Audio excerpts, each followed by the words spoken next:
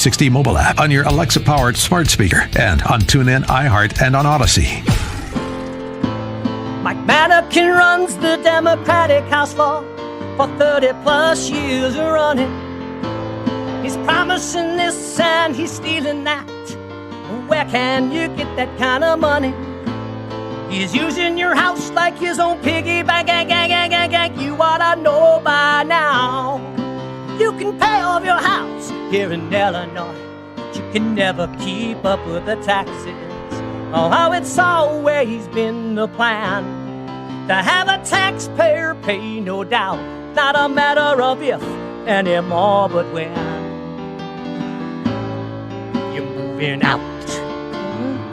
Dan and Amy, that theme music means it's time for our weekly conversation with Ted Dabrowski, the president of Wirepoints.org. He, all things public policy related and Illinois related, you can find at Wirepoints.org. This case study, this is a good one. I haven't paid so much attention because other than Ted Dabrowski, nobody really cares. But I do enjoy these case studies of pensions in Illinois. And I think some people do too. Oh, they do. We're not going to do anything about it, but they're fun to hear. I mean, people need a sugar mama or a sugar daddy. Sure. Well, Robert Malaro, Bob Malaro, former state rep, I knew him. He just passed away last year, June. He was in both houses of the Illinois General Assembly. In 2019, he was collecting $141,000 a year in pension payouts. He's just a state legislator. $141,000 a year in pension payments. He had put in... How much? Oh, no. In total. For both houses. Throughout his time in the General Assembly, he put in $109,000. He was collecting $114,000 annually. He had put in $109,000 total. In his lifetime, he received $1.23 million in pension payouts for the $109,000 he put in. If he would have lived to the age of 85, how much? $4.3 million he would have received for guaranteed, because defined benefit, guaranteed because from the $109,000 he put in. Oy. I mean, if anybody knows anything about 401ks and IRAs that lives in the real world, they know these numbers are the stuff of fairy tales. But it's true in Illinois. So he passed away. His wife, Barbara Malaro, then picks up the pension. To the tune of what? Well, Barbara Malaro, first of all, pled guilty back in 1996 for ghost payrolling on the Illinois Dem Senate staff. Right. Shouldn't that exempt her from getting a pension? Not necessarily, and not in this case. She now receives an estimated $100,000 annually from the General Assembly retirement system. By the time she's 85, she'll get $1.9 million out. So he put $109,000 in, he got $1.23 million out, and she'll get $1.9 million out if she's getting $100,000 annually if she lives to 85. Oh, and by the way, why is her pension so high? Why? You may ask, so I'm glad you asked. I was just going to ask you that question. Because it's based off what Malaro was receiving. Okay, so why was Malaro's? So she gets a percentage. Surviving spouse gets a percentage. Yeah. So why was Malaro's pension so high? Because Alderman Ed Burke, awaiting trial in the early 2100s, I think he's expected to go to trial, hired Malaro after he retired from the General Assembly as an expert on, you guessed it, pensions. Yeah. Malaro wrote a 19-page white paper on Chicago pension funds. He worked as an aide for Burke for 1 month, earning $12,000, which nearly doubled his pension. Oh, so they know exactly what they're doing to game the system. Are you kidding me? 1 month for $12,000 to double his pension, which was $109,000 in over the course of his work life, if you call being a member of the General Assembly work. $109,000 over the course of that, $141,000 annually when he passed away, $1.2 million out, and net present value was $4.3. He's out at $1.2. Barbara picks it up, the convicted ghost payroller. She picks it up, and she's getting $100,000 a year. It goes up to 1.9 if she lives to 85, and up from there if she lives longer. Okay.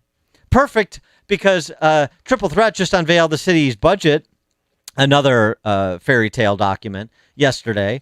And this issue is particularly salient because the Chicago Police and Fire pension funds are going to capsize at some point in the not-too-distant future. I know I've been saying that. I'll continue saying it because the actuarial tables say that. When you're less than 25% funded, which both are, that means you're in a death spiral. And if we have a 20 to 40% market correction, like some of these Wall Street analysts are predicting, then that temporary funny money that was used to paper over some of this stuff over the last year and a half, boy, that goes away in a big hurry. Well, she said yesterday, no new taxes, folks. Anyone in Chicago.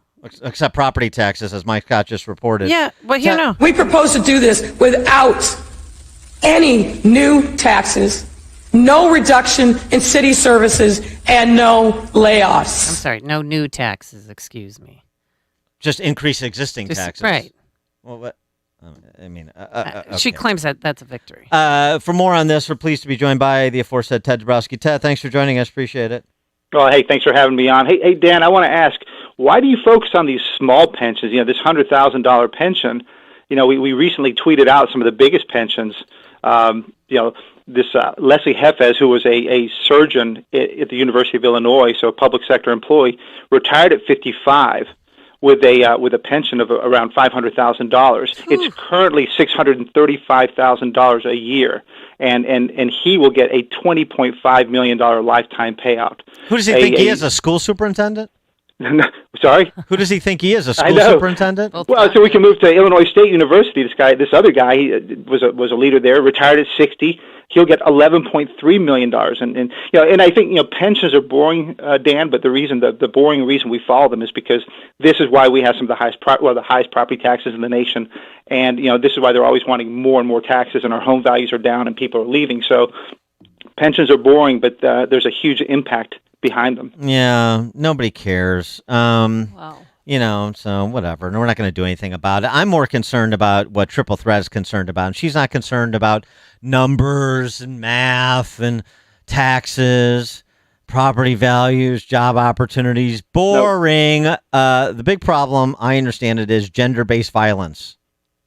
That's one of them. This is a fascinating budget she put out, and it's fascinating because she's going to have $6 billion more, which is 60% more than pre-COVID 2019 numbers. So she's got a massive amount of money. She's going to focus on equity, and if you listen to her speech or read what she said, but her budget is to right the historic wrongs of systemic racism.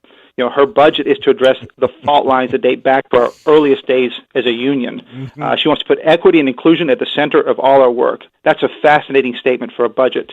That's meant to make a city run.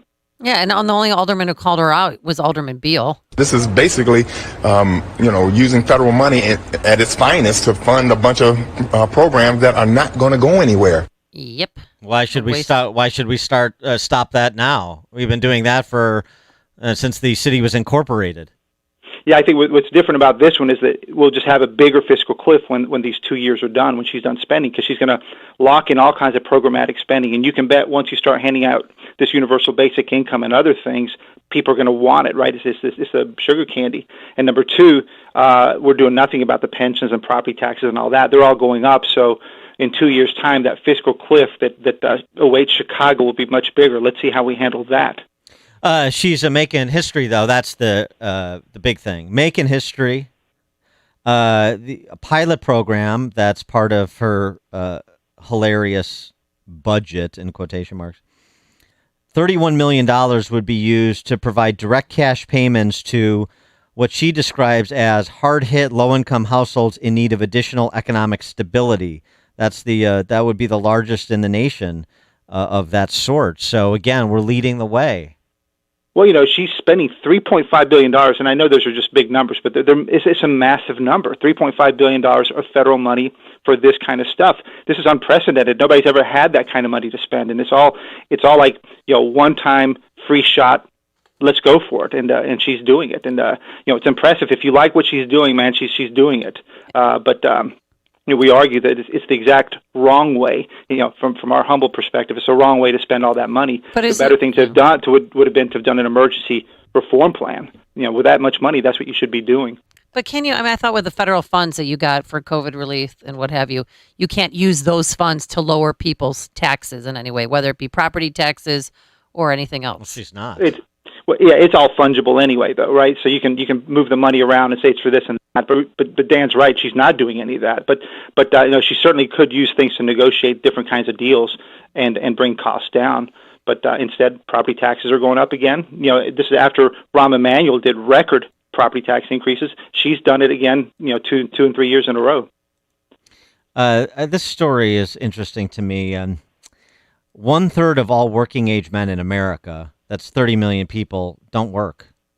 1/3 of men 16 to 64 in this country do not work. Good piece in Yahoo Finance about the reasons for that, and they go through, by 7 categories: unemployment insurance, early retirement, pension, disability. Disability, that's a category unto itself. The scams that are run under the rubric of disability, illegal work, people that hit it big with Bitcoin and so forth. But this number within that number, the share of 18 to 29-year-olds living with their parents has become a majority since the advent of the coronavirus, surpassing the previous peak during the Great Depression. 52% of young adults, 18 to 29, reside with one or both of their parents.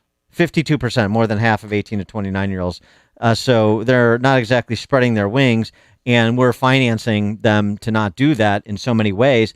But the reason this is important is not just because sort of the future productivity of so many people, or the lack thereof, but it informs the whole income inequality debate, dishonest as it is from the left's perspective, why there is income inequality in this country. The main drivers of financial success and the main hurdles that people inflict upon themselves so that it's difficult to live independently. And this is the backdrop of the city budget, state budget and tax policy, federal budget and tax policy.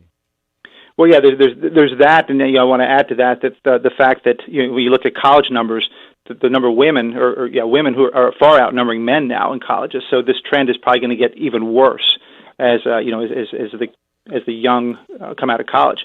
But you're right. I mean, when you look at all this universal basic income, especially if you bring it to minorities, don't forget that this is a stat from probably 5 years ago, but over 50% of Chicago black youth, something like 18 to 24, didn't work and didn't go to school.